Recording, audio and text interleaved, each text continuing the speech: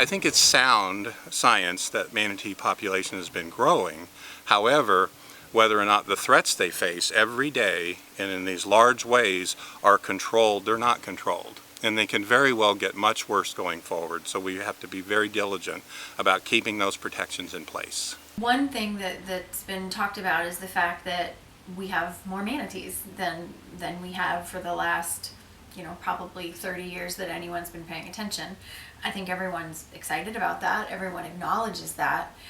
For us, that's not, and for us and the Endangered Species Act, that's not the caveat that you need to overcome is a certain minimum population. That's not the way the law is written. The Endangered Species Act looks at future threats.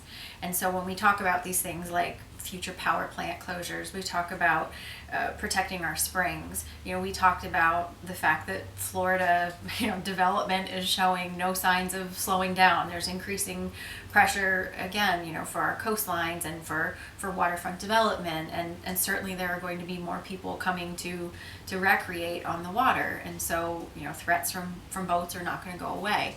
So how we're going to plan for that and really build a roadmap for the future to ensure that we continue to have a healthy manatee population is important. And part of that discussion also needs to be, is there a population that reflects, an optimum sustainable population for manatees?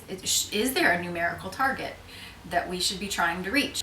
The recovery plan that is developed by the U.S. Fish and Wildlife Service hasn't been updated since 2001. It's considered to be pretty much out of date.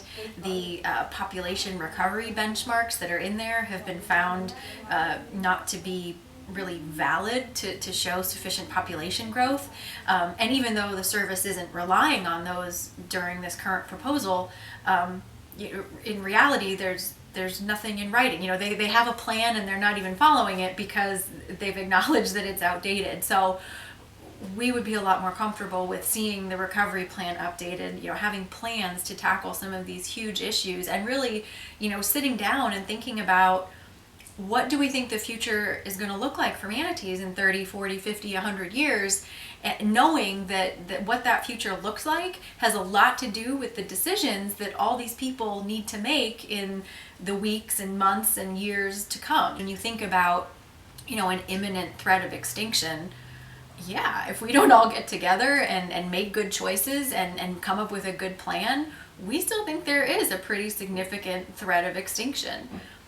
But that threat could be controlled if we do the work now. So that's what we're really advocating for. Finish the job, do the work, make sure the future is secure, and then you can celebrate a downlisting.